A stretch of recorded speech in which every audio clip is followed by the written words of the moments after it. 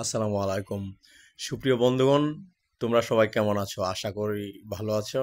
আমিও ভালো আছি। স্ক্রিনে দেখতে পাচ্ছ কিছু কুকুর শুয়ে আছে।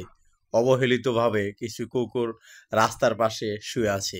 এটা বাংলাদেশের ঢাকা শহরের, রাজধানী ঢাকার বনশ্রী রামপুরার দৃশ্য এটা।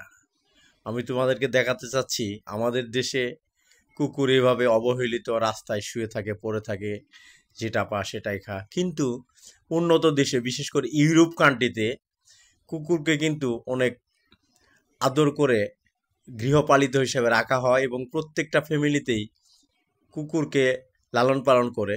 এবং কুকুরের নামেও নাকি সম্পদ থাকে, আমরা যেটা জানি যে মানুষ যখন শেষ বয়সে অসহায় হয়ে যায় তখন একটা কুকুরকে অবলম্বন করে সে বাঁচে এবং তার সম্পদের ম্যাক্সিমাম অংশ সে কুকুরকে দান করে যায় এবং কুকুরের জন্মদিন করে, কুকুরের বিয়ে দেয়। উন্নত দেশের কথা বলছি, কিন্তু আমাদের বাংলাদেশে কুকুর অবহেলিত, রাস্তাঘাটে পাওয়া যায়। কুকুর কিন্তু খুব প্রভুভক্ত প্রাণী। কুকুরকে যদি তুমি তোমার কাছে রাখো, একটু ভালোবাসা দাও, সে কিন্তু তোমার জন্য জীবনও দিয়ে দিতে পারে। আমরা মুভিতেও দেখেছি কুকুর খুবই প্রভুভক্ত হয় এবং কুকুরকে কাছে কাছে রাখলে সে বিপদ আপদে সহযোগিতা করে, রাতের বেলা পাহারাদার হিসাবেও কাজ করে।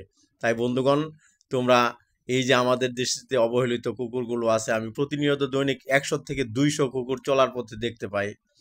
এদেরকে আসলে ওইভাবে হেল্প করা, সহযোগিতা করা, খাওয়ানোর আমাদের ক্যাপাবিলিটি নেই, এবিলিটি নেই। কিন্তু উন্নত দেশের লোকজনগুলো এই কুকুরগুলো দেখে খুবই আফসোস করে। আমি অনেক ভিডিওতে অনেক কমেন্টস পেয়েছি